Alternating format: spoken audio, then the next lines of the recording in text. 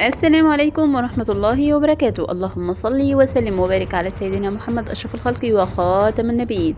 في هذا الفيديو سوف نعرض عليكم تضامن الشعب الجزائري مع الناخب الوطني جمال بالماضي. إليكم التفاصيل.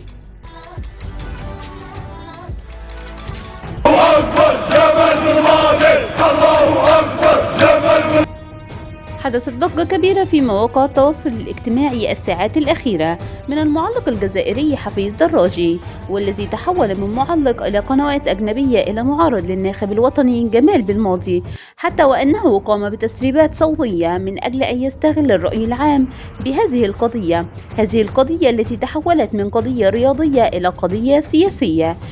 وهذا مما أثار قضية الشعب الجزائري إلى أن الكثير منهم اقترحوا الخروج في مسيرة داعمة للمدرب جمال بالماضي صانع السعادة. سوف أنتظر رأيكم بالتعليقات. إذا أعجبكم الفيديو لا تنسوا الاشتراك بالقناة وتفعيل زر الجرس ليصلكم كل جديد. دمتم في أمان الله، ولا تنسوا الدعاء لإخواننا في غزة. أكبر جمال بالماضي، الله أكبر.